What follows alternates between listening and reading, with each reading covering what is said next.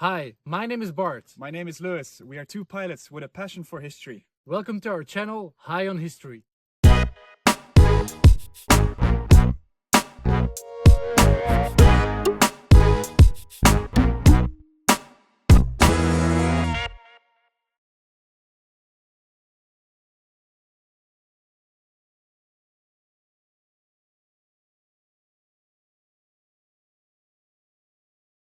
Welcome to another special episode of High on History. Most of us know of Brussels as the capital of Europe. This is because most of the European institutions are based here, the heart of Europe.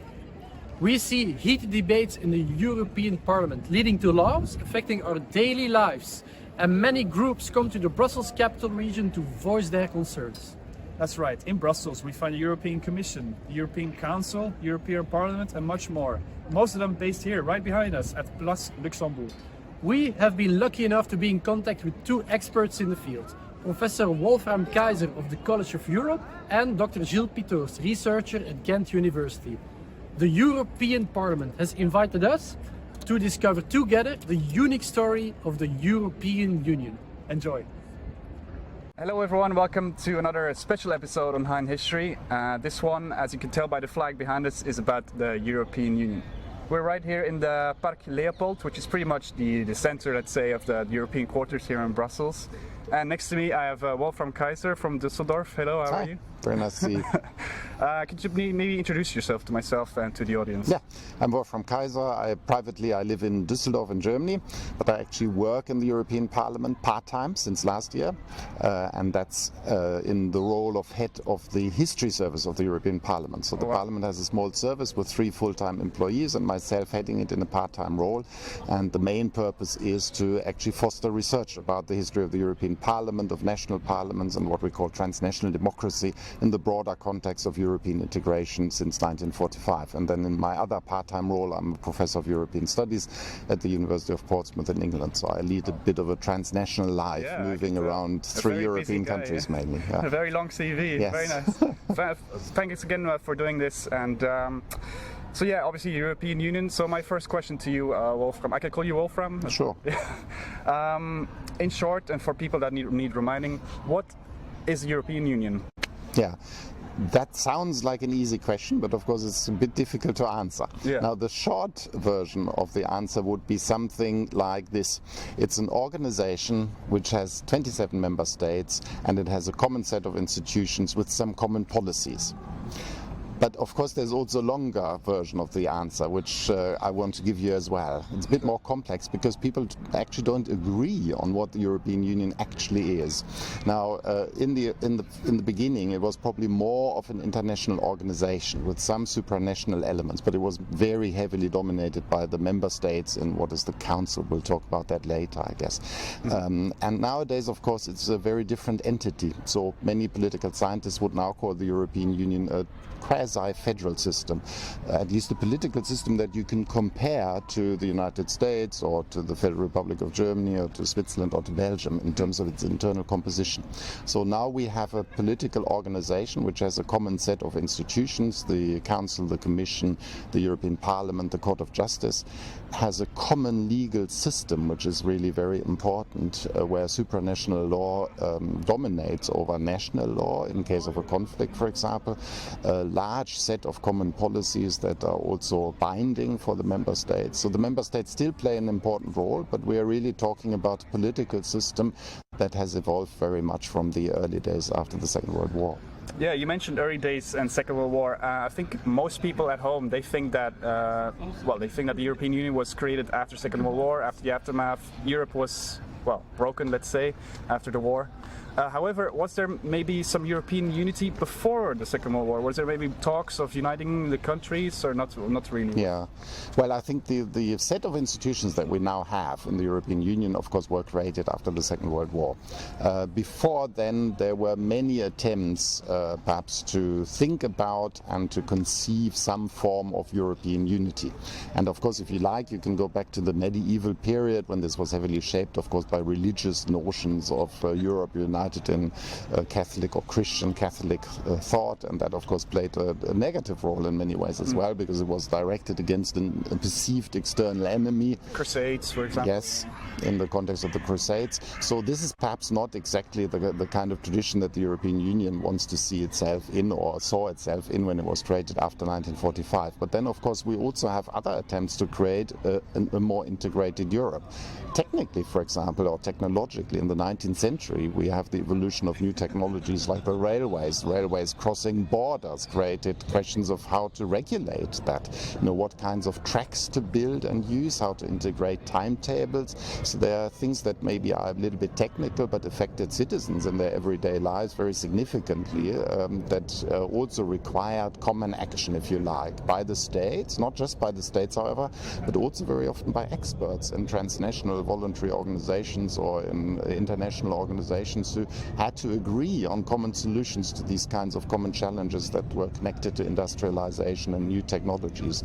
So you have that in the 19th century already, and then of course you have the collective experience of the First World War, which was already very important in getting people to think about how something like the war could be avoided in future. And so in the interwar period we have a lot of cooperation and thinking about how such a major conflict could be avoided in future, and at different levels. In the League of Nations, of course, as a global organization but dominated by European countries, but also between businesses in different countries. In the steel sector, for example, where steel companies in Belgium and Germany and Luxembourg and France were involved in trying to not just foster economic integration, but also thinking about political cooperation. All of this basically, of course, in the end failed because the Nazis came to power in Germany in 1933, and then we have the path towards the Second World War. Interesting. So yeah, basically the Europeans were kind of working on different levels already before the Second World War, and then thankfully it continued after the war.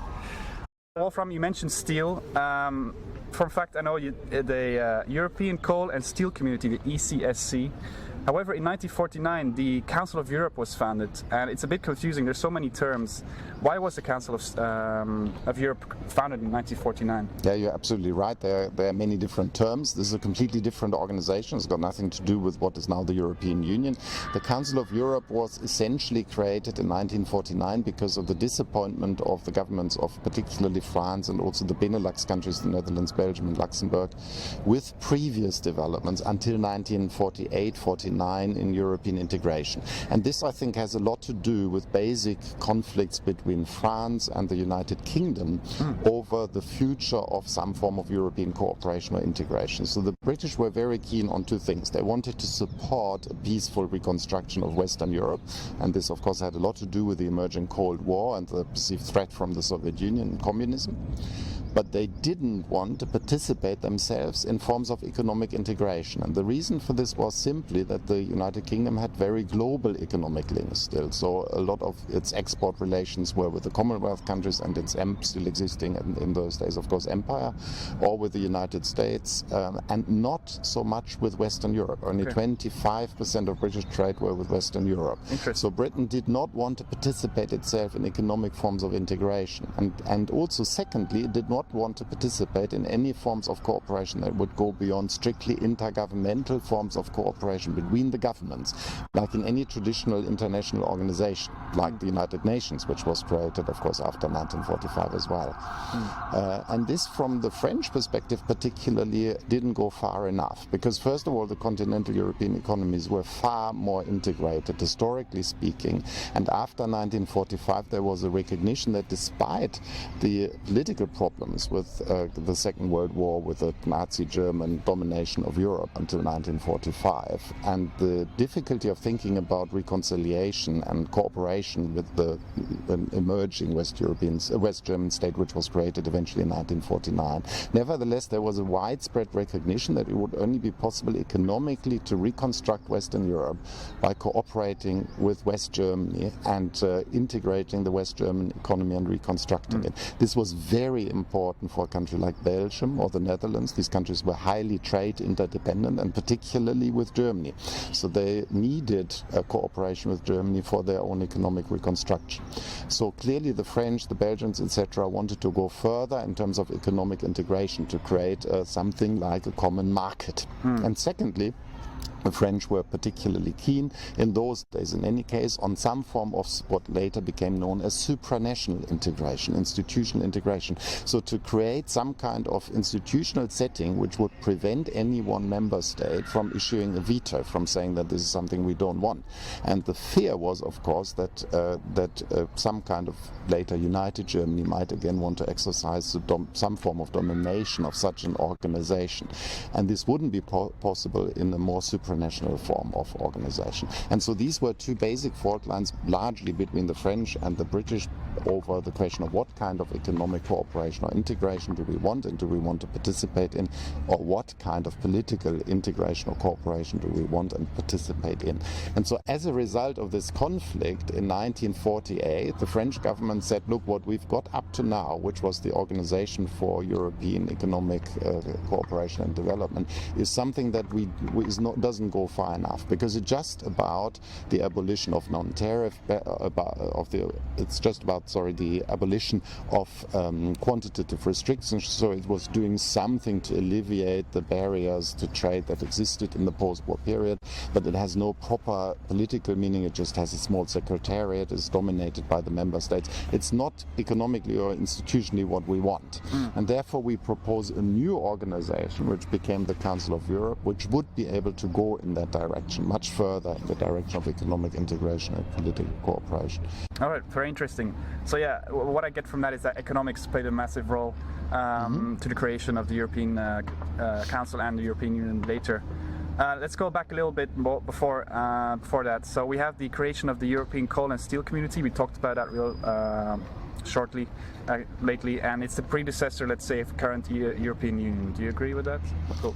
Yeah, yes, the European Coal and Steel Community was created in 1951-52, and the treaty came into force in 1953. The institutions were set up initially in Luxembourg, not, of course, in Brussels, where which is the informal capital of the European Union nowadays, and in fact in a very tiny building. So the high authority of the European Coal and Steel Community, which was led by Jean Monnet, a French leading civil servant in the French economics ministry. In the beginning, he became the president of the high authority, was based in what was then a very tiny town, Luxembourg, of course the capital of Luxembourg, but nevertheless quite remote, not to be compared to Brussels, let alone Paris, which was an alternative when this was discussed at the time. So a tiny organization, but for an economic sector that of course was hugely important in those days economically, for the reconstruction of Western Europe, for railways, for industry and so on. But also of course politically was very important, because coal and steel were seen as major resources for fighting wars. So they were symbolically, if you like, associated with the First and the Second World War. So starting off economic integration in this particular sector made a lot of sense, both economically and politically. And so the European Coal and Steel Community was just responsible for the integration in one market without any tariffs in this one sector in coal and steel, and then it developed other initiatives, for example in social policy, worker protection, or making the River Moselle navigable, etc. So other initiatives that helped with the creation of this market for coal and steel.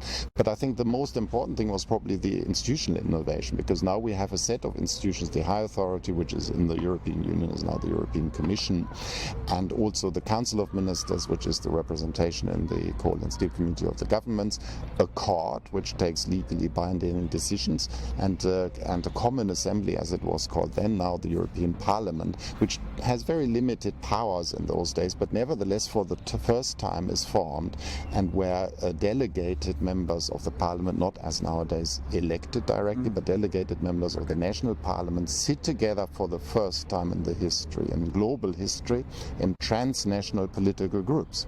So the Christian Democrats, the Socialists and the Liberals in those days separately form groups, political groups, and the Belgian socialists and the French socialists and the German social democrats, etc., sit together in one political group. So there are major political and institutional changes, even though this organization was just responsible for one small economic sector, coal and steel. So it's quite historical because countries are really starting to communicate with each other, starting to work with each other. Good. What were the two treaties of Rome in 1957? Why were they important for the European Union today? Yeah, so the coal and steel community was basically a sectoral form of integration in just one economic sector. Quite specific. Yes, and already in the late 1940s, after the Second World War, there had been discussions about the possibility of going beyond that and creating a customs union, which means no internal tariffs, and a common external tariff, and therefore also a common trade policy for any such organization beyond this one sector, coal and steel, horizontally across all the economic sectors. And this was something that was pushed a lot by some governments more than others, especially the Dutch government, the German government, which had a particular interest in increasing exports as well. West German government, we are talking about West Germany now after the creation of the Federal Republic in 1949, of course. So these governments were particularly interested in furthering economic integration.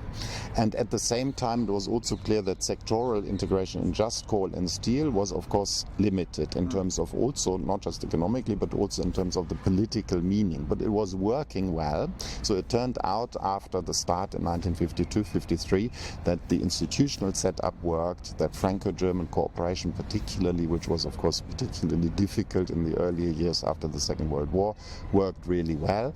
So increasingly also the French became open-minded about going far beyond this and creating a much bigger organization that would be responsible for more economic sectors and maybe develop other initiatives as well.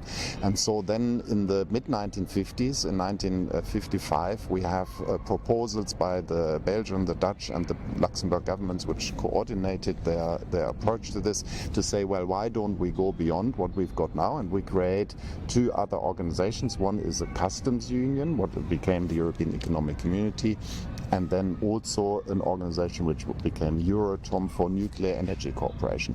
And this nuclear energy cooperation in those days was seen as the way forward in terms of safeguarding energy security for Western Europe and avoiding an excessive reliance on oil exports from the Middle East, essentially. So it had particular meaning in those days, but hasn't really become, in the long run, hasn't really become so very significant. So we're really talking mainly about the European, that's the treaties of Rome, because there's two treaties, and we're really mainly talking about the European Economic Community Treaty. And then later in the 1960s, all three organizations become institutionally merged. The coal and steel community, the European Economic Community, and Euratom become merged in the late 60s, 1967.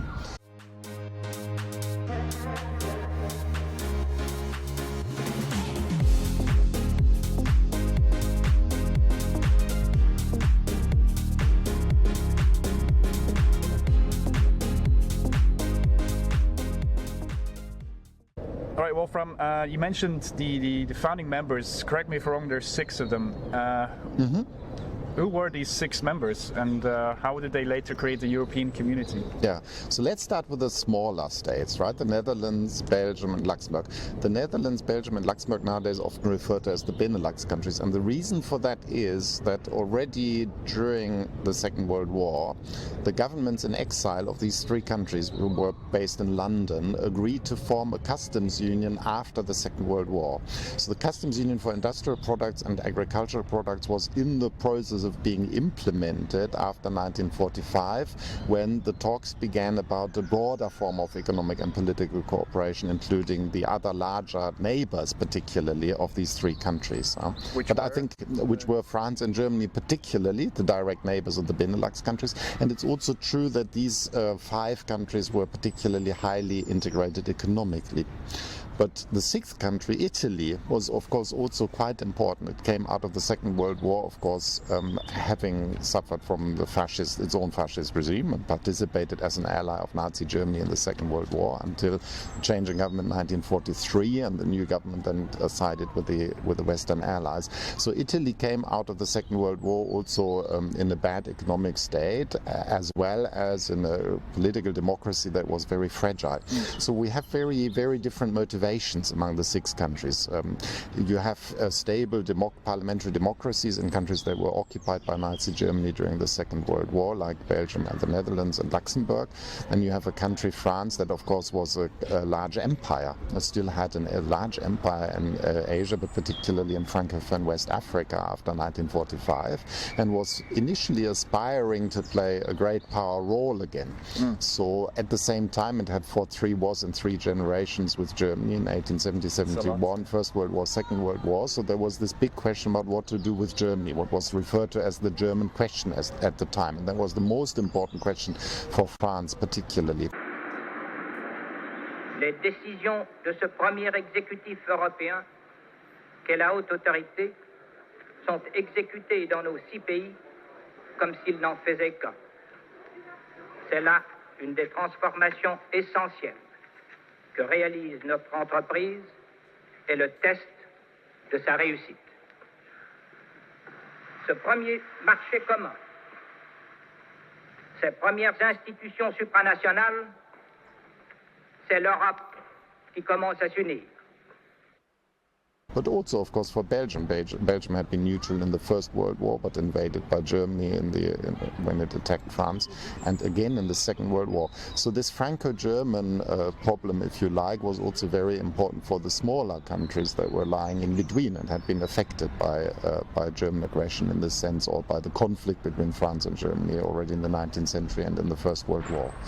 And in the case of Italy, it was also about creating a new and stable political system following the experience of fascism. And the same, of course, is true for West Germany.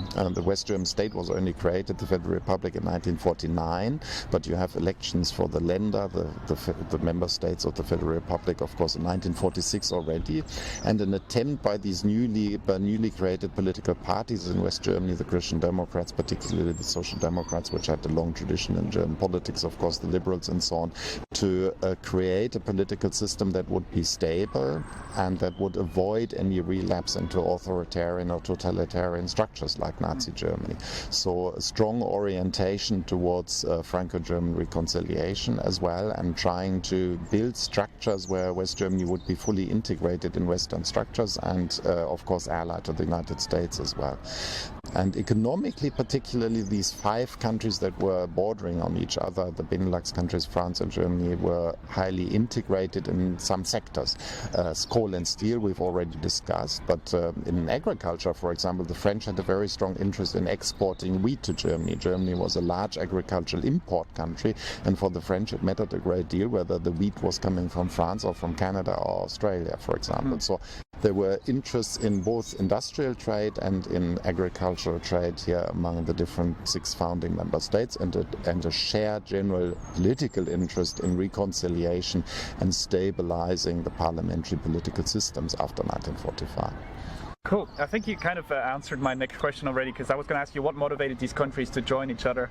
But I'm also interested, there must have been disagreements. Did they maybe disagree on points? Yeah. Well, I think first of all what I would like to say is that it's important to think not just about the countries or the countries' governments, but also to think about people.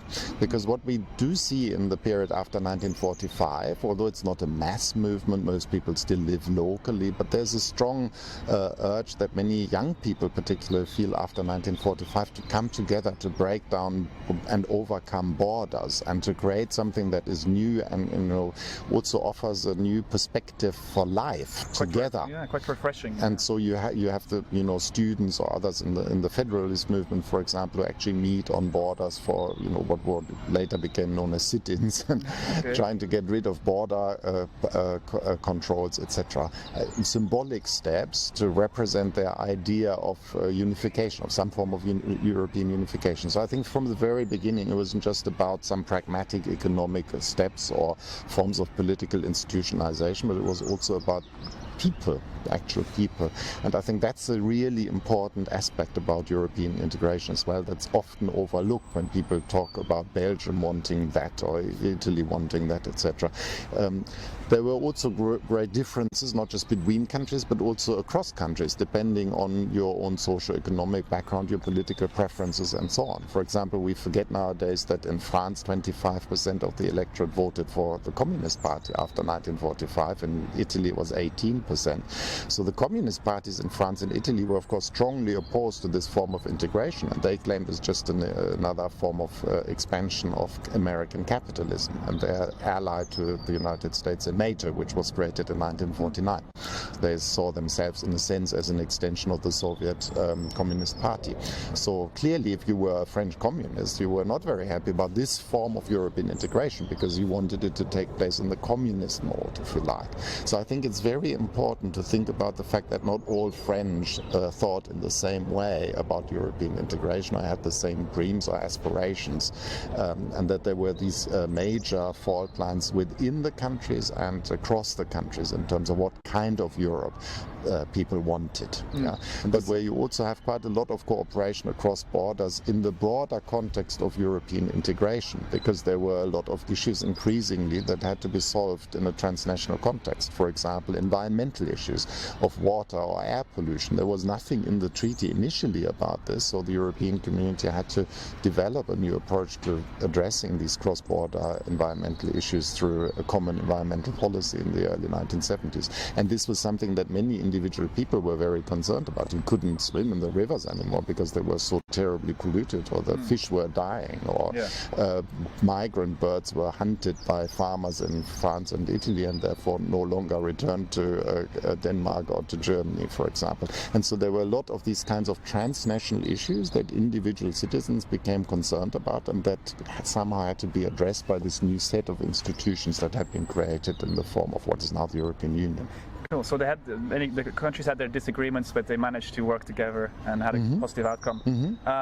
We talked about economics. We talked about environment. Are there any other pillars? I'm maybe thinking about law that the European community really focused on. The main yes, pillars? so we've already talked about the economy. So the economy, I think you can split this up. This is the industrial part, the agricultural part, and then of course much later on you also have the service sector. So in the 1987 Single European Act, the European community begins to address the creation of a common market for the service sector as well as for industry and agriculture, for which it had already existed. So that's the economy, if you like. But then of course there are many aspects that are connected to the economy that the European community became concerned about and had to deal with, such as competition policy. Under what conditions can member states, for example, subsidize a particular company? Or is this something that distorts competition in the European market, which was then a common European market? So competition policy became very important as well, if you look at the different policy areas. But then increasingly from the 1970s onwards, you also have other policy areas that are not actually or not in a developed form in the original treaty, because people in the 1950s didn't think about these problems, or they didn't think that the European organization could actually become responsible for dealing with them, because they were seen as national prerogatives. So in the environment is a good example. Elements of social policy, equal pay for men and women is in the origin, is already in the treaty, but of course there are other aspects of social policy that become important in the period in the 1970s of rising unemployment, for example. Then we also have attempts to discuss or create something of an industrial policy, so to be able to compete technologically with the United States or Japan in the 1980s was a very important topic as well. Or consumer protection, because people thought, well, now we have a common market, we need to have some kind of standardized rules about how these products should be made safe or of good quality for us to be able to consume them or to use them. So there are lots of other policy areas into which the European communities in the 1960s and 70s beginning to expand, and that the European Union is responsible for nowadays as well. So there's quite a lot of aspects. I can imagine the people behind us in the office, and they have so much to do, and there's so many policies. Great, interesting. I want to go back real to the beginning and talk about the founding fathers. I know Schuman is one of them that's really famous. Are there any others, and how did they get involved, and what did they contribute to the creation of the European? Yes, first of all, I have to say, of course, nowadays we would no longer just talk about the founding fathers, but perhaps the founding fathers and mothers as well, because there were also occasionally women, even in the early days, involved in the creation of the European organizations and involved in actually acting within them.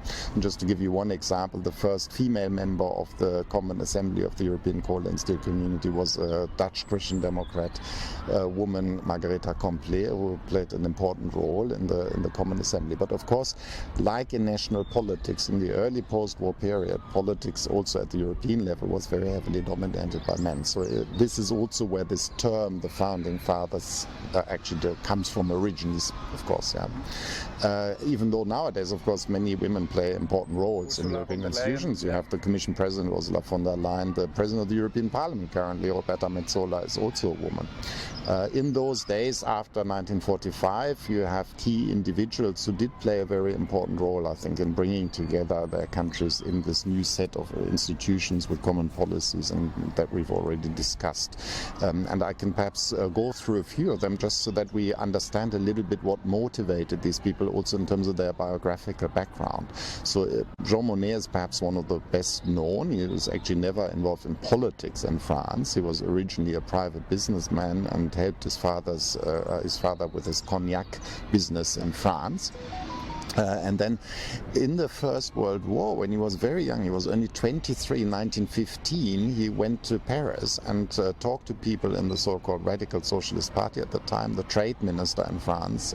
He was able to talk to, although he was only 23 years old, and he complained about the fact, and completely rightly complained about the fact, that the French and the British couldn't agree on any form of cooperation in terms of coordinating their industrial production, armaments production, or even actually on the front coordinating their troops properly.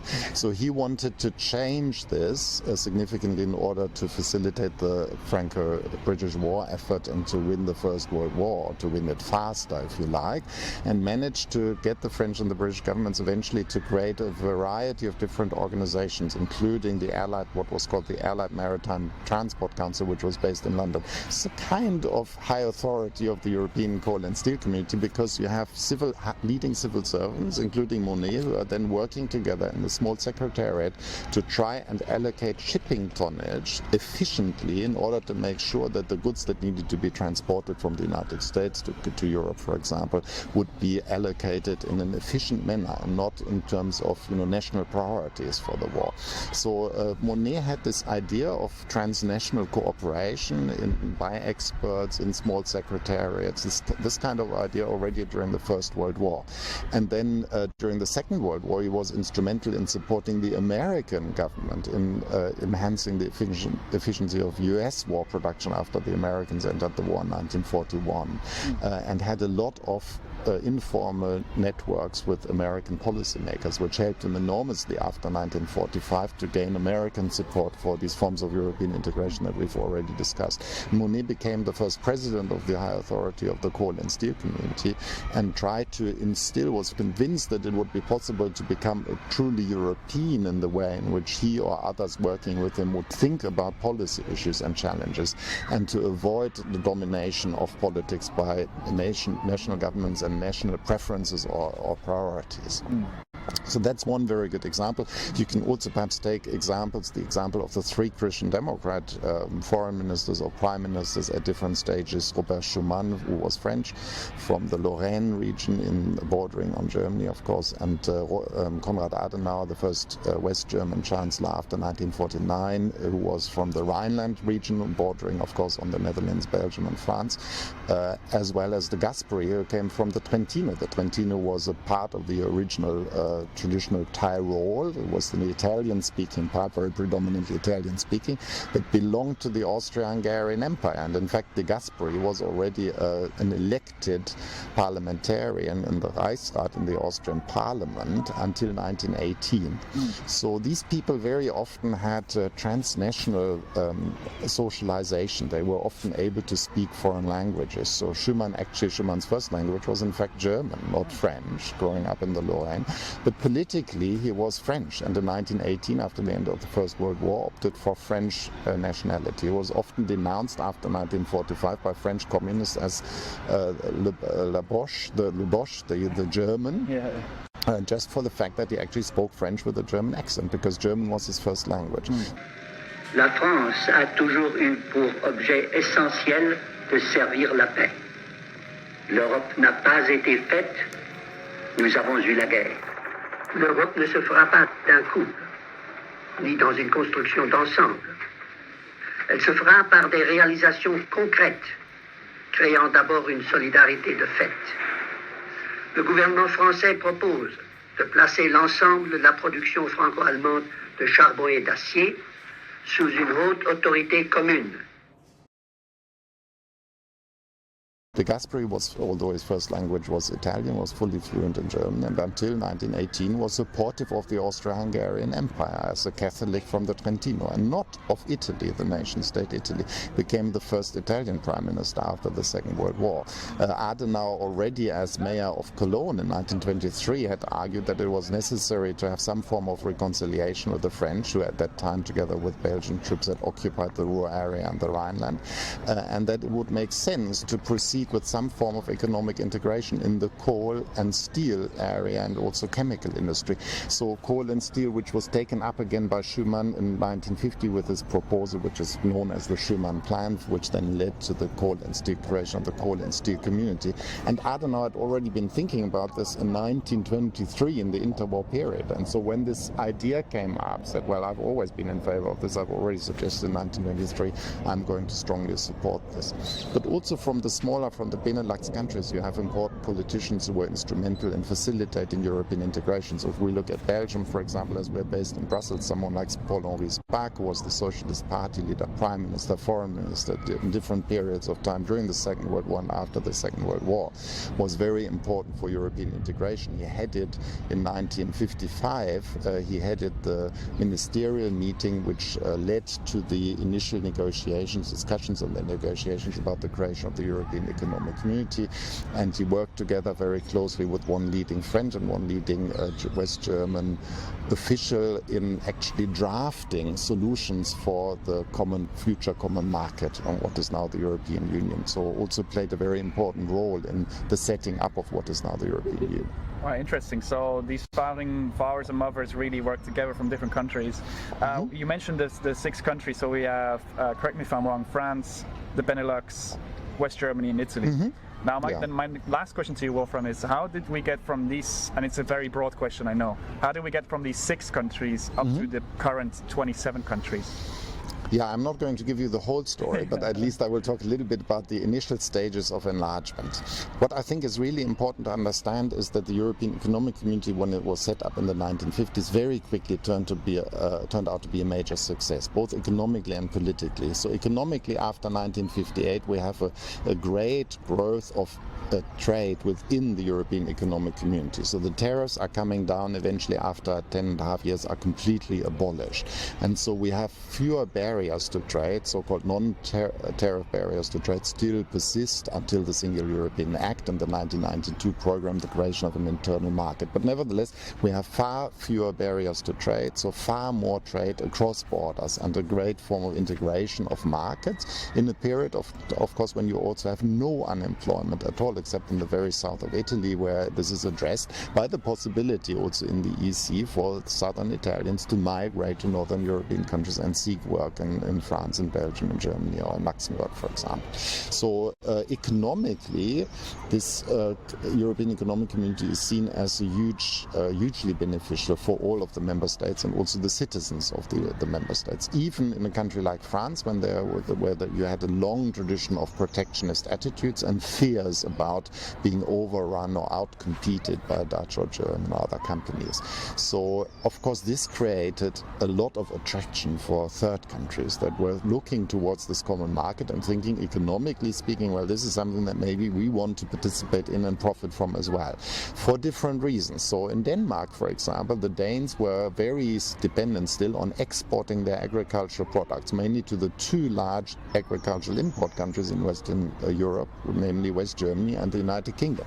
So the Danes very quickly began to say, the Liberal Party, the Conservative Party, was pushing the Social Democratic government and saying, look, we need to be part of this, because if they are creating a common market for agriculture, then maybe our exports to West Germany will be displaced by Dutch exports to West Germany, same products essentially produced in the two countries. So they are pushing the British government to say, well, look, maybe you should go into this as well. And the British government is entering a situation where before it was very much the United Kingdom, as I explained earlier, was of course very trade dependent with countries outside of Europe. Now there was a strong reorientation of its trade, increasingly inter-industry trade orientation towards the West European market. So by the early 1950s it's no longer 50% of trade with the Commonwealth, but 50% of its trade with Western Europe. So it's a heavy change, very important change, and also economically it's not doing very well. It's being superseded as the largest European export country and having the largest GDP of the larger countries by West Germany in the late 1950s, and entering a difficult period economically in the 1960s and so early 70s. So increasingly people in the Conservative Party and the Labour Party are thinking, maybe if we join this common market, there will be competitive pressures that will help our economy to become more competitive again, and to do better and to avoid economic problems and to facilitate growth and well-being for citizens. So eventually the United Kingdom applies in 1961. Denmark immediately applies together with the United Kingdom. The Republic of Ireland applies for membership. The Republic of Ireland, of course, until 1921 wasn't even independent, had been, of course, a part of the United Kingdom. And because of this colonial experience, was very keen on playing an independent role economically and politically in the European Economic Community. Norway applied in 1962 as well. Norway had a very strong political orientation towards the UK and wanted then to join together with the UK in order to make sure that they wouldn't become disconnected from the UK. So eventually nothing came out of this first potential enlargement, because the French President de Gaulle said no, he didn't want the British to join, essentially to make sure that France could, from his perspective, play, let's put it this way, play an important political role or key political role in the European Economic Community, or perhaps even dominated politically, not economically so much, at least in the 1960s. Eventually, 1969, de Gaulle resigns as French President and then dies a year later, and the path is then open towards the first enlargement. So the United Kingdom and Denmark and the Republic of Ireland joined in 1973. In Norway, there's already a negative referendum in 1972, so Norway then does not join the European Economic Community, and also doesn't join it in 1994, where there's another second negative referendum. Okay. And then, of course, we have, alongside this northern enlargement, we also have the southern enlargement of the 1980s. So Spain, Portugal and Greece all have different forms of military and authoritarian dictatorships in the period up to 1974-75, and then enter a transition to democratic rule and government again. And so connected to this idea of the transition to democracy is the idea of turning to Europe and making sure that membership in the European community economically and politically will also stabilize these young parliamentary democracies. So eventually Greece joins in 1981 and Spain and Portugal in 1986, and this is seen almost universally in all of these three countries as a big boost towards the internal democratic stability of these regimes after, in some cases, long periods of dictatorial rule, as in Franco's Spain, of course, from the Civil War of the 1930s into 1975. And then 60 years later, or 70 years later, there's 27 members today as we speak. There were even 28, and of course the United Kingdom decided to leave in the referendum of 2016. And I think retrospectively, if you look at the 1970s and 1980s, you can already see I think, the seeds of the possibility of the UK leaving again of Brexit, because, and I think that's something that's important to understand about the enlargement process, because perhaps the United Kingdom joined for the wrong reasons, because it was hoping too much that joining the European community would solve all of its domestic economic problems, which it couldn't, but especially not in the 1970s, because of the general structural economic problems of not just Western Europe, also the United States in the 1970s. And there was no real political commitment to going beyond forms of economic cooperation in the UK, and there was no unity among the larger political parties, within and across the larger political parties, on the desirability of being part of this. Yes, the Commission does want to increase its powers. Yes, it is a non-elected body, and I do not want the Commission to increase its powers against this House. So, of course, we are differing. Of course, the chairman or the president of the Commission, Mr. Delors, said at press conference the other day that he wanted the European Parliament to be the democratic body of the community. He wanted the Commission to be the executive, and he wanted the Council of Ministers to be the Senate. No, no, no.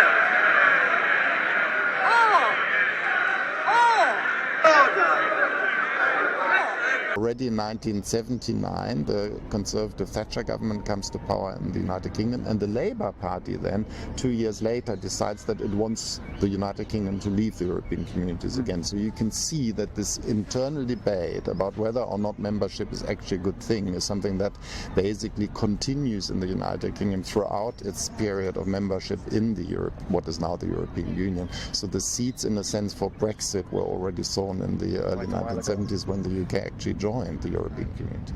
Perfect. Wolfram, it's been a pleasure talking to you. Thanks for your time. My pleasure. Thank you very much.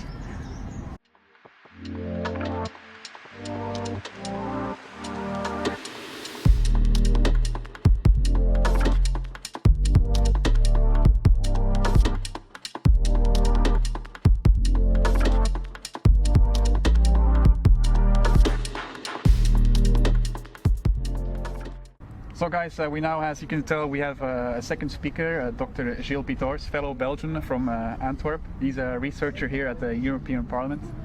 Hi Gilles, how are you? I'm good, thanks. Thanks for having me. Thanks for inviting me. Thanks. Before we kick off, Gilles, I just want to tell the people that our emphasis at our channel is on the history of the European Union, so we're not going to talk about politics or the current situation, right? Mr. Pitors, Dr. Pitors, can you maybe introduce yourself to myself and to the audience?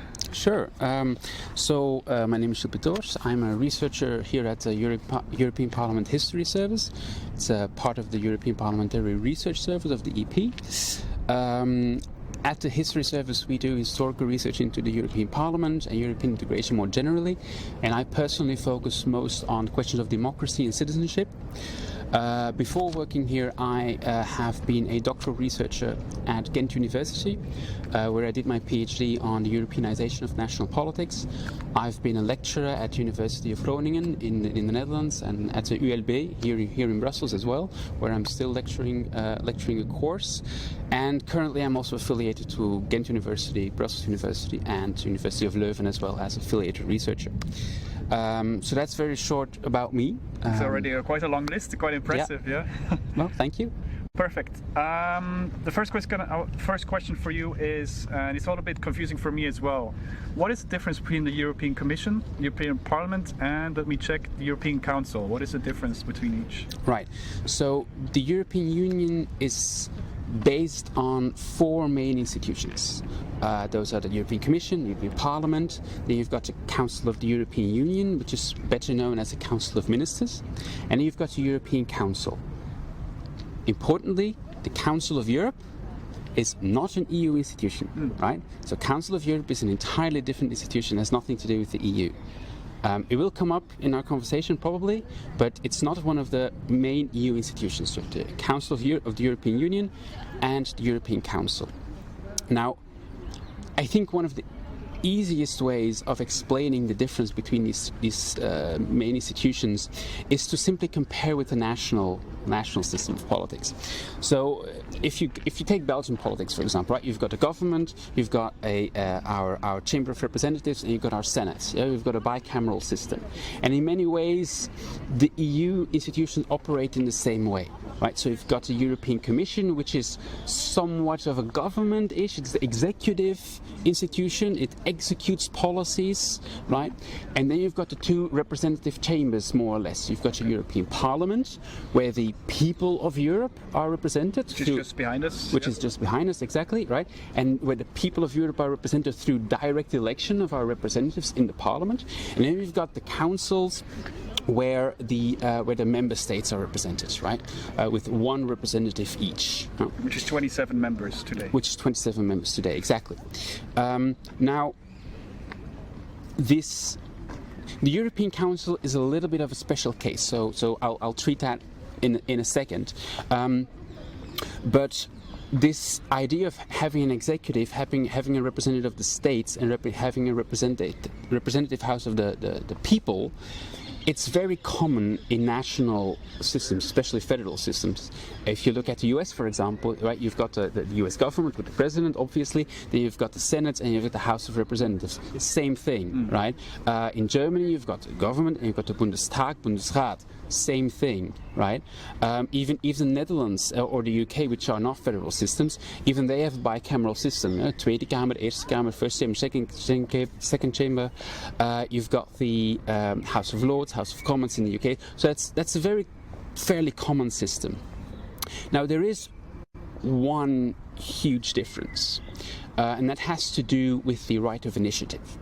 Now, in most national systems, the Parliament has the right of initiative, meaning that it can propose new policy initiatives, right? If the Belgian Parliament says, well, we want to issue a new law, right, it can propose it itself, and it can just vote on it, and it will become law, right?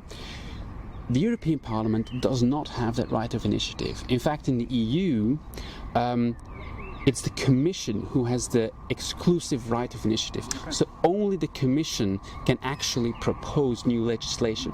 And once that legislation is proposed by the Commission, it goes to the two representative houses, if you will, the Council and the Parliament, and then it's up to them to come to an agreement on how to actually, hash out a compromise between them, in which both institutions, so both the states and the representative of the people, so to speak, can find themselves. Now, I mentioned before, the European Council has a bit of different role, because this trialogue, this proposal, like I said, it's Commission, Parliament, and then it's a Council of Ministers, right? The European Council is not effectively involved in this ordinary legislative procedure. In fact, the European Council is not involved in the legislative process at all, right? It has no power to make new laws. It has no power to make new European legislation. Its only legal power, so to speak, is to initiate treaty reform, right? But that's a whole different story. So what this European Council does, and how it differs from the Council of the European Union or the Council of Ministers, is that the European Council is the gathering of the heads of state and government of all the member states. So it's really the peak political authority of each of the member states. So we're talking about the French president, the German chancellor, prime ministers of Belgium, the Netherlands, etc., right? So the top dogs, so to speak, right? They come together in the European Council. In the Council of Ministers, it's sort of, it's kind of in the name. It's the ministers of the specific policy field which is being discussed at gather. For instance, right? Agriculture, economics. Exactly. If there's a new legislative proposal by the Commission dealing with indeed agriculture, it will be agriculture minister. If it deals with energy, it will be the energy minister, etc., etc. That's so the composition of the Council of Ministers changes with every policy proposal depending on the field. In the European Council, it's always the same people, in a sense, always the same functions, right? Always the heads of state and government. And according to the treaties, the role of the European Council is actually not to get involved in the nitty-gritty of policy making, but to set out the big political lines and direction and priorities of the European Union as a whole. Right, so the council is supposed to just to not be troubled with percentages of fisheries, for example. Right, big picture. It's the big picture. What do we really want with this union of ours? Right, what do we want to go? What direction do we want to go? And what do we want our priorities to be? And the idea behind the European Council goes back a long time. Right? It goes back way to the 1960s, actually, when French President de Gaulle he thought that this whole European community thing was becoming a little bit too supranational. You know, it was too much Council, Commission, European Parliament. You know, they were becoming too influential, too powerful to his liking. So he said, like, I want something where the member states, where the member states come together at the highest political level, and initiate this debate about political priorities of then still the community, today the Union. Now, de Gaulle's initial plan was one of very informal summits. Now we call them European Council. They were originally called the European summits of the heads of state and government, and it was very informal. Right? Now that kind of failed in the sense that they gathered a few times in the early 1960s, but didn't really establish a common tradition there. It was picked up again later in the 1970s by Giscard d'Estaing, also the French president, who really succeeded in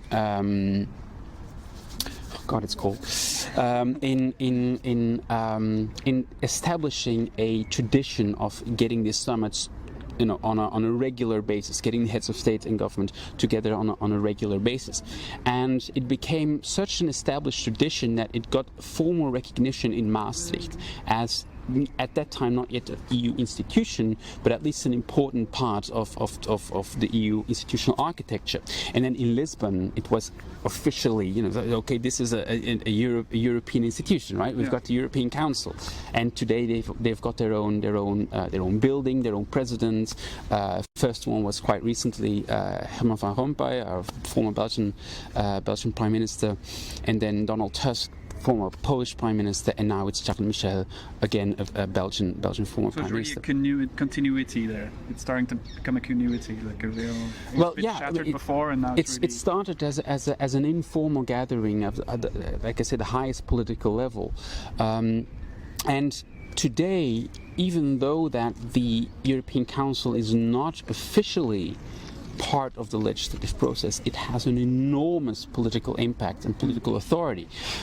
Because, of course, I mean, if all these big politicians, if the German Chancellor and the French President and all the Prime Ministers, if they all come together and tell the other EU institutions, we want to go in that direction, then it's going to be very difficult for anyone to say, maybe not. Don't want to do that. That's going to be very difficult. So and especially we started, especially in the crisis that the EU has gone through in the past decade, a decade and a half. Starting with the financial crisis in 2007, the Greek crisis, the bailout crisis. We had several migration crises. We had COVID crisis, right? And each time you see that this European Council takes center stage as the top political authority to improvise in a moment, doesn't mean that the other institutions, of course, are irrelevant. I mean, both the Parliament and the European Commission have made vital contributions to the debate. But when it comes to the political priorities and directions and the ability to sort of improvise at the moment of crisis, there's really no institution other than the European Council who is capable of doing that. All right, so there we go. Yeah, so in conclusion, I would say the European Council is very, very important, and it's really cuts the ties and makes important decisions. Yeah. Yes, well, absolutely. But you also have to, of course, keep in mind that 3/4 of what happens here in Brussels and what happens behind me has to do with that traditional, ordinary legislative procedure between Council of Parliament and the Council of Ministers. Commission Parliament and the Council of Ministers. That's what 90% of what's going on here is about. That That's the engine, the nitty-gritty of actually making the policies. But when sort of time calls for someone to intervene authoritatively, then we look to the European Council, and that's where the European Council has a lot of influence. That's very clear. Thanks for that.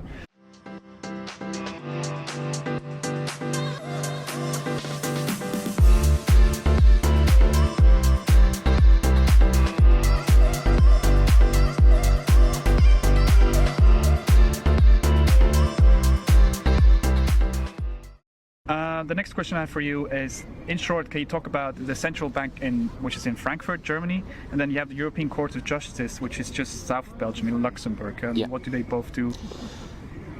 Well, a central bank is a central bank, obviously. So the Court of Justice and the European Central Bank is, together with the Court of Auditors, by the way, three of the main supportive institutions of the EU. And I won't talk about the Court of Auditors, although it's actually a very interesting institution, but I want to talk about later. Maybe we can have a separate session on that one. First of all, the European Central Bank, its role is quite straightforward. I mean, when the EU embarked on its common currency project and the European Monetary Union, We'll talk about later. We will talk about it later on. It of course needed some kind of institution that could, manage the currency, and it created the European Central Bank, and its mandate is quite straightforward. Its mandate is to make sure that there is monetary stability, price stability, and to control inflation. Right? And you can see that it was always an important institution, but especially during the financial crisis, many would argue that it is in fact the European Central Bank which sort of saved the Eurozone. When Draghi said that he will do whatever it takes, right, to save the euro, to make sure that the euro does not collapse. That's the moment when the financial markets started to cool down a little, knowing that we've got here, a central bank who said that they'll do whatever, Kind of stability to provide stability. Within our mandate, the ECB is ready to do whatever it takes to preserve the euro. And believe me, it will be enough. And that's also its key objective, right? To provide this kind of stability. Now, I'm not a monetary expert, so there's probably a lot to say about whether or not the central bank policies are good. That's fine. But when it comes to its institutional role, right, its tasks are quite well delineated, and it's also very clearly supposed to be an apolitical organization, right? So it's an organization that is not under the authority of the Commission or the Council, right? It is a separate, independent institution that independently manages monetary policy in the EU. Perfect. Same for the Court of Justice, in the sense, obviously, the Court of Justice doesn't manage monetary policy, but it's an independent institution, as any judicial, in a healthy democracy, judicial system is independent from government. And so is the Court of Justice in Luxembourg, and it did a lot of things because the European Central Bank is quite recent, right? It only was established in the late 90s when the euro currency came up. The European Court of Justice, or the Court of Justice of the European Union, as it's called now, it's been around since the very beginning of European integration, and it did a lot of important work in advancing European integration, pushing for deeper integration. And one of the main things that it realized, in a certain sense, is the primacy of EU law. Right? So EU law has primacy over national law. So in theory, if there is a conflict between a national law and a European law, it's the European law who pulls the longest the longest string. You would say. String, yeah. I don't know if that's an English expression. So I think it's literal Belgian translation. Yeah, I think so. I don't think it's proper English. So we get what you mean. Exactly. So you know, that's the primacy of EU law, and it's through the European through rulings of the European Court of Justice in the 1960s and 70s that this primacy was established as a legal practice, right? And that has been a foundational aspect of the European Union today. This fact that if states and Parliament and Commission here in Brussels, if they jointly agree on a particular piece of legislation that applies to the whole union, and basically all member states have to apply that, and a member state can't just say like, look, you know, we don't want to. I mean, of course they can get an opt-out, etc. That's another thing. But once it's been agreed by everyone, so to speak, a member state can't just say like, we're not going to apply this, or hey, look, we have a rule that diverges from it. Well, that's too bad, because EU law has primacy, right? And a second element, other than the primacy of EU law, is also the direct application of EU law. That was also established through the 1970s, whereby it became an established legal practice that individual citizens, not just states, but individual citizens, could rely on European legislation, European law, to protect its rights, right? So it was not only so the idea is that European law does not only apply to the member states as states, but also to our individual as individuals, as citizens, and of course that's very important for us, because if it applies to us as individuals, we can all rely on the EU to protect our individual rights as citizens, right? And if one of our states would, if a member state would say, a national government would say like, well, we want to do this and this and this, but that's not in line with European law, we as individuals can say like, look, I'm going to sue my government, right? Wow. Because the European law actually protects us, because direct application of EU law. So that's a very important aspect, right? And it shows that you know, the EU and European integration and all this legislation that's made here, it's not just something abstract that bureaucrats or unelected officials in Brussels, that some people like to call them. It's not just something abstract that they talk about here. You know, it has to do with direct laws and rights that we as citizens can rely on, and that's a very important aspect. Yeah, it's very nice to have that in your back. You know. Yeah, exactly. Perfect. Now the next question is going to be my favorite question, I think, because I was brought up in Brussels. I was brought up in the European bubble. Again, this question we could talk for hours, but in short, what's the history behind the European Union making Brussels its headquarters? I mean, there's so many people from all nationalities running around.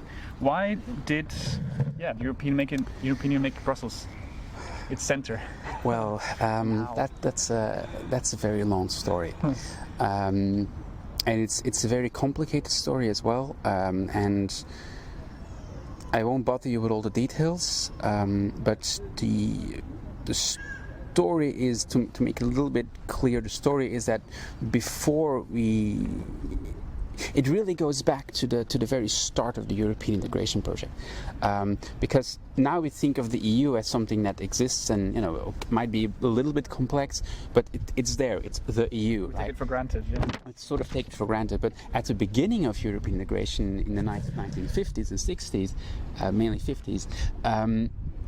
There wasn't this idea like, we're going to make the EU as a sort of nice unified thing. No, there was the coal and steel community, there was the economic community, there was the atomic energy community, then there was also the Council of Europe, remember? Yeah. Not an EU institution, but it was also there, another sort of attempt at setting up this sort of European integration institution.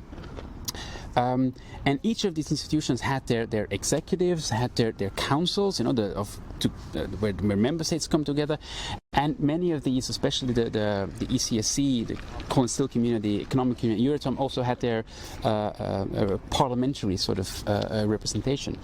And for each of these institutions, you needed some kind of headquarters, a place where they could actually meet and could actually, have their secretariat and have their administrations, etc. Even though that they were small at the beginning, they really grew exponentially. And you see that at the beginning, each of the original member states were sort of pushing for, their own cities to become hosts. France, Germany, and then the Benelux countries, Italy, right at the beginning, and especially if you see, for example, for the high authority of the European Coal and Steel Community, the predecessor of the European Commission today. Now it seems obvious to everyone that it's in Brussels, right? But at the time, I mean, you had Italy pushing for Milan, you had Germany pushing for Saarbrücken. Belgium. That's fun fact. Belgium initially didn't even push for Brussels. Oh, really? They wanted Liège to be the seat of the high authority, right? So Belgium really saw an opportunity there. Yes, in a certain extent, although we also have to be quite careful with attributing a very strong, a very clear government policy here, because a lot of the development here was done by private actors, in fact. Private actors who saw an opportunity, and the Belgian government then sort of capitalized on that, saying, oh, look here, we have this thing now, and now we can push for Brussels to, become an even a bigger hub of European activity. You can of course ask, why Brussels, right? Especially in 65, why did the member states choose Brussels to host the Commission and the Council?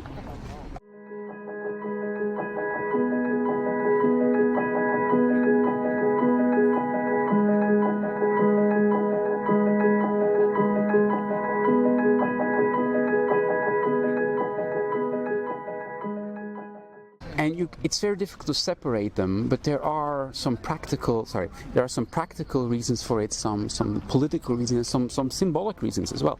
And you're going to be very surprised by the practical reasons, because member states at the time, they considered Brussels to have a lot of expansion possibilities. So they anticipated that in Brussels there was sufficient possibility for new infrastructure for the EU, and they thought. They considered at the time that there was no traffic congestion in Brussels, right? Okay. It's quite funny you say that today. Exactly. Saying that today, it sounds a bit weird, but at the time they said, like, well, Brussels is a town with a lot of where we can expand and where traffic isn't too congested. So we're going to move to Brussels, which of course, not the case anymore. Not the case anymore today, as many Eurobubble people I think will be able to acknowledge. Yeah, but that's the practical reasons, and they were definitely part of the decision. But there's also political reasons. There was, as in the 50s already, there was a certain fear that if you would place these European institutions in one of the major member states, especially France or Germany. Imagine if you would put it in Paris or in Bonn, for example. There was this fear that these major countries, which already had a very strong influence on European decision making, that they would use their role as host to force the hand of the institutions, right, and to make the European institutions in French or German institutions. And it was also considered politically that putting these institutions in one of the smaller member states would make that less of an issue. Would make that would sort of mitigate that risk. Yeah. And of course, looking at the smaller member states at the time, Belgium had a very symbolic role as well.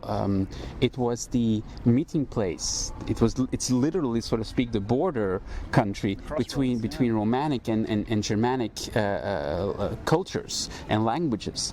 It is where it is a country where France and Germany, so to speak, meet.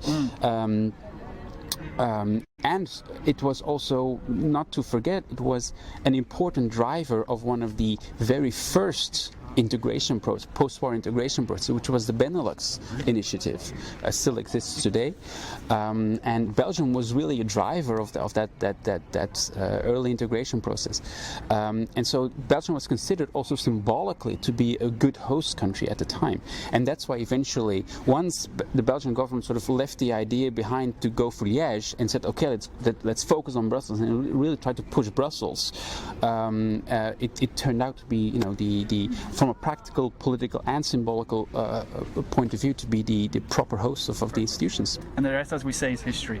And the rest is history. Absolutely.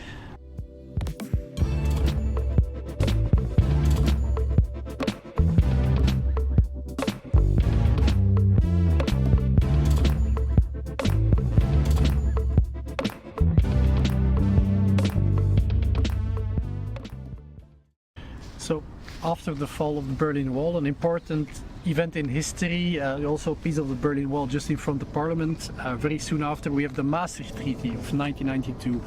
What is the Maastricht Treaty and why is it so important? Why was it so important for the European Union? So, Maastricht was very important because not only, like I said, it changed the communities into the Union. It was fueled by this idea of ever closer union. It initiated, or it acted as a catalyst for the advancement of European activity in a number of new policy fields. But the final point I really want to put forward here is the fact that it also put emphasis on the democratic nature of the EU, and that was something that was definitely not ignored before, but hasn't gotten that big of attention before as now at Maastricht. Because at Maastricht, not only was the European Parliament made a co-decider, right? And that's an important addendum to a question I answered earlier about the different institutions. So up until Maastricht, the role of the Parliament was fairly limited, right?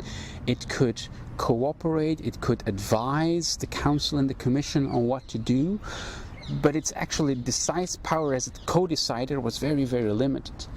At Maastricht, member states said, like, well, on all the issues, all the policy areas of the so-called first pillar, which had everything to do with single market, etc., right? And all those areas, the Parliament will become a co-decider. It will be at the same level as the Council, right? So Parliament had to be included as a policymaker. After the Maastricht Treaty of '92, there was a lot of enlargement as well of the European Union. So we wonder, how did that enlargement play out, and why were there so many countries motivated to join? Yeah. So after Maastricht, there were two sort of. Well, the first enlargement, I mean, if people talk about enlargement after Maastricht, they often immediately think about what they call the Eastern enlargement, the enlargement towards Eastern Europe. The first one in 95 was actually the Northern enlargement, what they call enlargement of Sweden, Finland, and Austria. And one of the reasons why they joined was, well, these countries were, throughout the Cold War, these countries were sort of bound by neutrality, right? They didn't want to choose, of course, one side or the other. They said, we're neutral. And when the Soviet Union fell and the Cold War was considered over, this need for neutrality was no longer relevant, right? And then this country, of course, said, like, well, since we don't have to be neutral anymore, maybe we can just join this huge economic powerhouse that is Europe, that is the European Union, European Union, and so they decided to join. And of course, it's only 3 countries, so it hasn't been a huge enlargement. But most importantly, these countries are quite easily to incorporate in the existing European economic and political structure, because these were liberal democracies and these were free market economies largely, right? So it wasn't very difficult to incorporate these in the existing European economic and political structure, and it triggered specifically a debate on the simultaneous widening and deepening of Europe. Widening refers to the idea that Europe increases in number of member states, while deepening means that so how strong are we going to make decision-making processes, decision-making procedures at the European level? Are we going to, for example, keep national vetoes if suddenly we have more than 20 member states? I mean, what if 20 member states each have their veto over everything? How are we still going to be able to make decisions, right? Or from an economic perspective, if we say that if we spend huge amount of money on agriculture or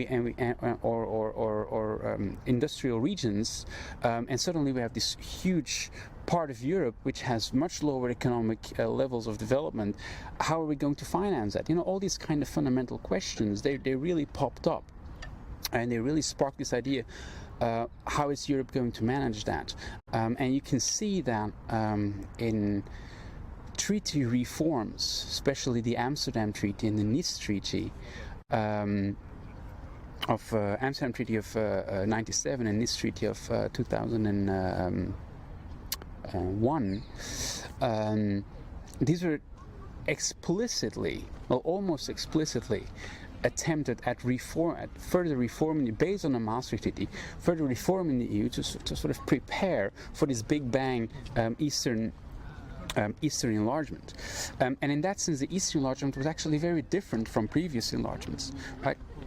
Excuse me, because usually, I mean, the first enlargements, Wolfram already talked about this. You had the UK, you had Ireland, you had Iberian Peninsula. These were either smaller expansions or expansions of countries which were more or less, easy to include. While this Eastern, it was huge, this Eastern enlargement, and with a number of countries who had no background in liberal democracy, had no background in free market economy, had to be built from scratch. And in that sense, if you look at the enlargement process, the prospect of joining not only triggered inside the EU a debate on what is Europe, how are we going to do this. This whole debate about symbols and values was also part of the discussion. Like, where does Europe end? Now, was another big question. Okay, we're moving east, but Russia, for example, is that European? Yes, no, maybe? Well, it opened these kind of debates. But that's at the sort of existing EU side. At the side of the new member states, there was an enormous pressure and process of Europeanization taking place. Because these countries, really fast, I mean, they only got their independence from the Soviet Union in the early 90s, right? And they had to, in less than 10 years, they had to establish a whole tradition of liberal democracy and a whole tradition of free market, right? Which is not easy. I mean, in Western Europe, it took us decades of getting where we are right now, and we expected of these Eastern European countries to do that in less than 10 years, or in about 10 years. And looking to the future, Europe is going to be dealing with very similar questions. If you look, for example, towards the current crisis in Ukraine, right? There is talk about Ukraine joining the EU. This whole process, that's very important, is merits-based. It's done by the books. There have to be, and if you look into the communication, they are we have detailed out what needs to be done. And therefore, Ukraine has achieved a lot. If you look at the progress in the last 8 years, the reforms that have been done, the improvements that have been done, the work that has been done together with us shows that there has been really progress. So merits-based, Ukraine is now recommended not only to have the European perspective, but also the candidate status. And of course, we all know more work needs to be done. And from a political point of view, sure, we want Ukraine to join. We wanted to. Let's put it this way. One of the reasons why a lot of Eastern European countries wanted to join was also because they wanted to make sure that they were free from Russian interference, right? They said, like, okay, we're going to bind ourselves to the West to make sure that we don't just become new vassals of Russian imperialism, so to speak, right? There was a genuine fear there for understandable reasons.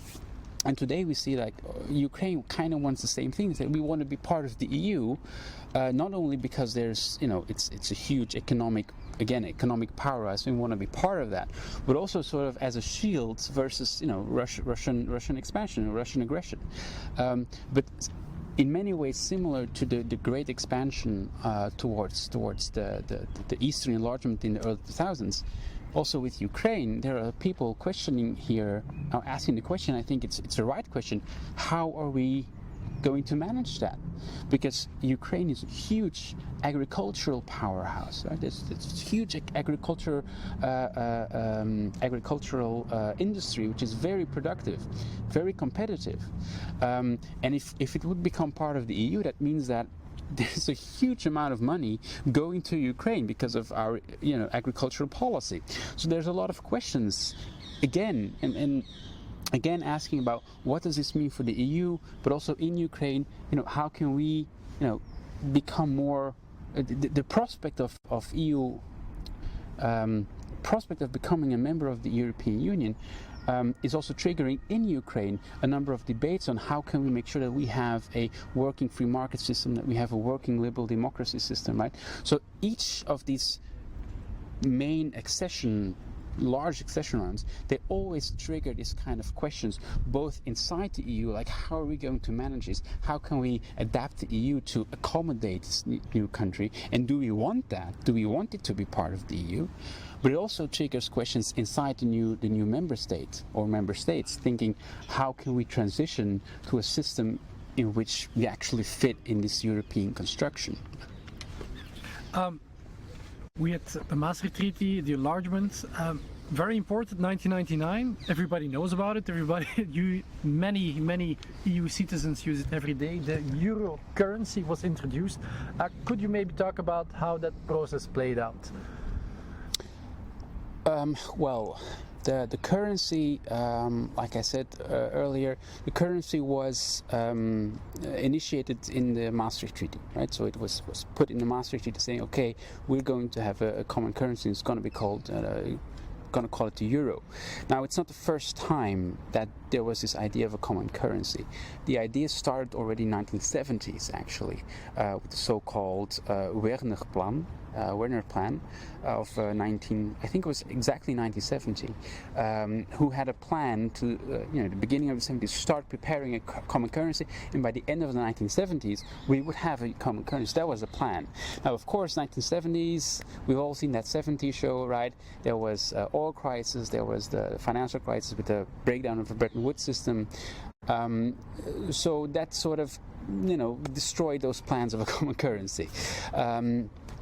But the idea wasn't lost, right? The idea was there, and countries kept, working on that. And they started off with, and I'm going to have to check quickly, right? There was the European Unit of Account. It was like a first attempt at sort of linking the national currencies together. That then became the European Currency Unit to replace the European Unit of Account. Again, trying to, connect the different currencies and try to find some balance between them, and that will later then become replaced by the euro itself. Now, the euro, of course, also had a strong symbolic value. Like I said, it was started in the 1970s, didn't work out. Revamped in the 1980s with the Delors report, eventually put down in the Maastricht Treaty, and launched in electronically already in 1999, and then in actual physically in 2002. It's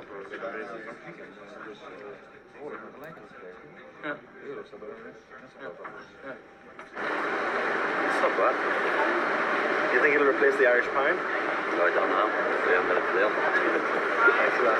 It's been released about 5 minutes ago. This is what the new European money is going to look like. What do you think? It's very colourful. It had an important political value as well, and it's important. I think it's useful asking the question why was it actually put forward in Maastricht? You know? What triggered the fact that we went from ideas to action, right? Because the idea was already there since the 1970s. So what was it at Maastricht that actually triggered it to become reality? And often people say that it is a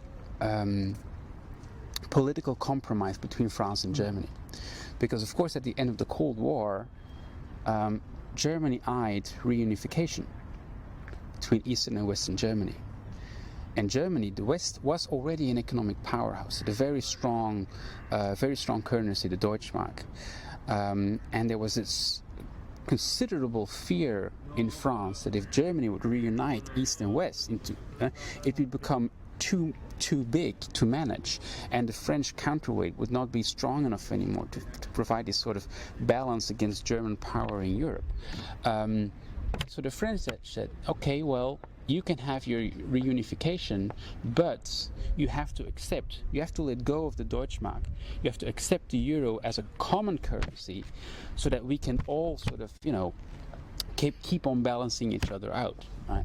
And that was considered from the. Of course, Germany didn't particularly like leaving its Deutschmark because it was quite proud of sort of. It was for Germany. The Deutschmark was a symbol of the rebuilding of the country after the war, from total destruction to an economic powerhouse in Europe. And of course, it wasn't happy to let that Deutschmark go, but it did see that it did consider the compromise worth it, saying, okay, we're going to get reunification, that's for Germany, France gets its common currency, and everybody's happy. That was sort of the compromise that was made. But like you already pointed out, not everybody joined, and there's several reasons for that. One is simply that they chose not to. Denmark, for example, has a formal opt-out from the euro, and so did the UK before it left entirely.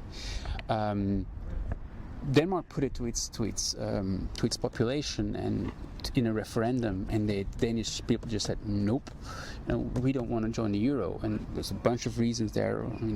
Won't go into it in detail, but Denmark has a number of opt-outs from other areas as well. So that's one thing, but a number of other countries simply don't meet the criteria. And that's an important part also of Maastricht. They're literally called the Maastricht criteria, because Maastricht didn't just create the euro and said like, yay, we have the euro now, yay, celebration. Of course, they said like, well, if we want to have a common currency, people who want to join it, countries who want to join it, they would have to meet a number of criteria. Criteria relating to public debts, relating to debt to GDP ratio, etc.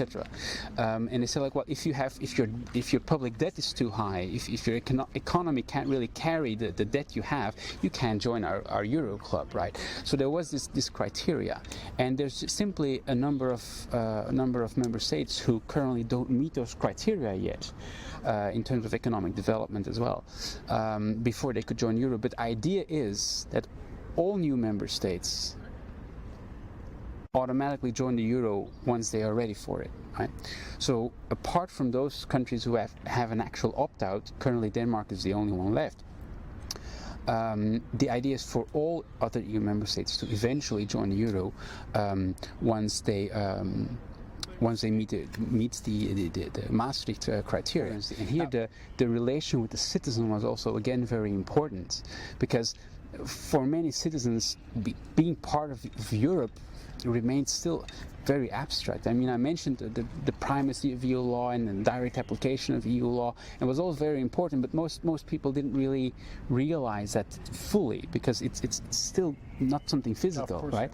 And the part of the political symbolic idea behind the euro was also to give the European citizens something very, very tangible, saying like, you are part of Europe, you are paying with European money. And of course, with the Eurozone crisis, that symbol got a little tarnished there. Not everybody was as happy with how the euro crisis was handled, rightly or wrongly. I mean, there's a lot to say about that, on which I'm not an expert at all. But that symbol did got a little bit tarnished. But nonetheless, especially at Maastricht and throughout the 90s, the idea of having a common currency became a very important part of establishing this union, not only of states but also of citizens.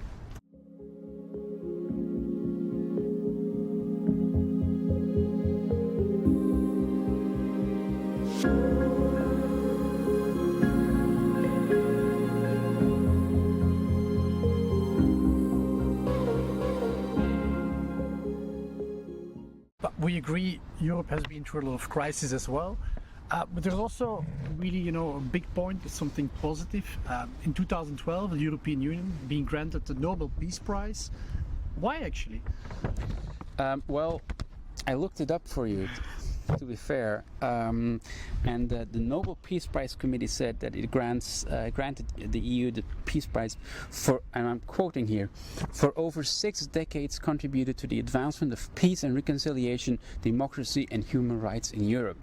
So that's the official reason why they got it. And honestly, I think the real reason is not very different from that. I mean, if you look at the bigger history of Europe, of European integration, I mean, in the post-war period, it did realize a reconciliation between France and Germany, which before that were at war almost constantly, right?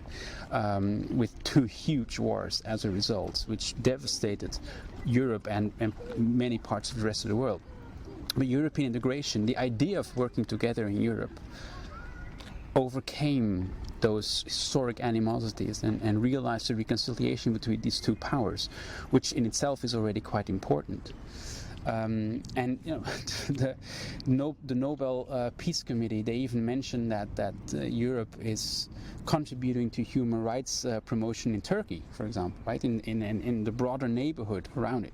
Now again, there's things to say for and against this, but it's clear that the Nobel Peace Prize wants to recognize, and I think rightly so, the fact that European integration, although it's not perfect, did act as an important trigger for a lot of positive developments in Europe and its neighborhood. Democratization, human rights, cooperation, end of war, not to mention economic growth. And I think the European Union can definitely be credited for that. Now, of course, the very fact that it got nominated and was granted this Peace Prize triggered some criticism. That's normal. There were some politicians at the radical end of the spectrum. There was Nigel Farage, for example, who very heavily criticized both the EU and the Nobel Peace Committee for its decision. This is 50 years too late. If they'd given it when the Treaty of Rome was signed in 1957, saying you're going to solve your problems at the conference table, not on the battlefield, as David Cameron said yesterday in his First World War speech, great. But the problem is there have been some disasters since then. What happened in Europe's backyard? The war in the former Yugoslavia. Yeah. It took the United States bombing Bosnia to get the Serbs to the Dayton conference table, not the European Union. Isn't the lesson, Nick, of Yugoslavia, that if you artificially try and bring people together and impose a new flag and nationality on them without consent, it actually leads to civil war. And tragically, the European Union is doing exactly the same thing. There were also some former Peace Prize laureates who said, like, well, we don't think it's appropriate for a governmental institution to get this Peace Prize, and some people explicitly said, like, well, the EU is completely incapable of managing the wars in the Balkan area and throughout the 1990s, and it actually contributed to war in that sense. And there was a lot of criticism from this angle as well on giving the EU this Peace Prize, and I think this does highlight the fact that Europe is a ongoing project. It is not perfect. There's a lot of things that can be done better, a lot of things that can be done a lot better, talking about policies, of course, specific policies. You name them. In every policy area, there's probably going to be someone saying, "Well, we can do this better and that better and that better." But also more fundamentally, in terms of, for example, democracy or democracy promotion in the neighborhood, foreign policy. But these are all areas, sure, where Europe can do better than what it is currently doing. Nobody's also, I think, denying that. But the fact that it won the prize, the fact that it was nominated, and I think rightly so, shows the importance of the idea of Europe and the idea of European integration in the post-war European history as a force of generally, I'm talking generally, as a force of good, a force of democratization and human rights, which should not be disregarded. Dr. Gilles Pitours, many thanks for being on High in History. Thanks for having me.